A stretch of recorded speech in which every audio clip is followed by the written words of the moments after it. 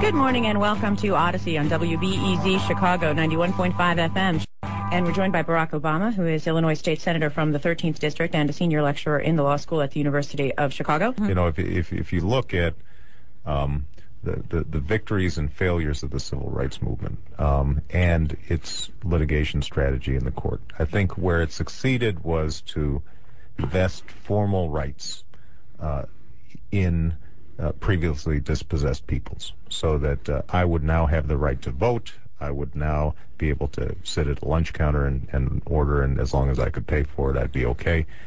But the Supreme Court never ventured into the issues of redistribution of wealth and sort of more basic issues of political and economic justice in the society.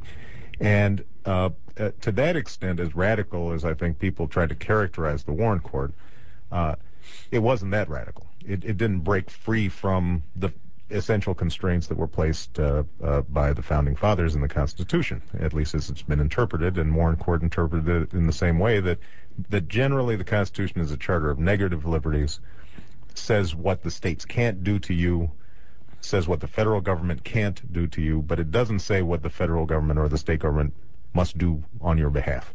And that hasn't shifted, and one of the, I think, the tragedies of the civil rights movement was because the civil rights movement became so court-focused, I think that there was a tendency to lose track of the political and community organizing and activities on the ground that are able to put together the actual coalitions of power through which you bring about redistributive change. And in some ways, we still suffer from that.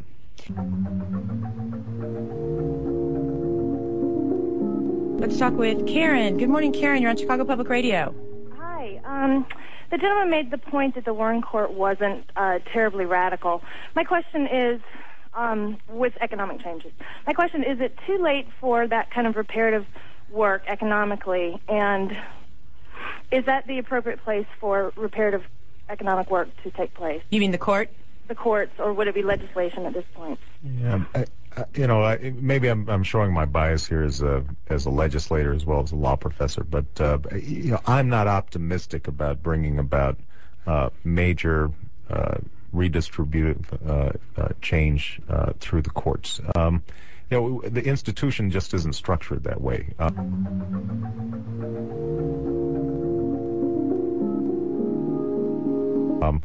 You just look at very rare examples where during the desegregation era, the court was willing to, for example, order changes that cost money to a local school district. And the court was very uncomfortable with it. It was hard to manage. It was hard to figure out. You start getting into all sorts of separation of powers issues, in terms of the court monitoring or engaging in a process that essentially is administrative and takes a lot of time.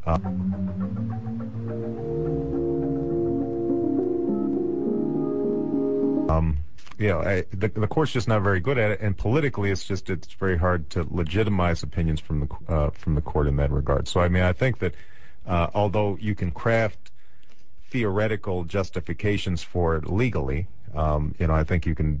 Any three of us sitting here could come up with a rationale for bringing about economic change through the courts.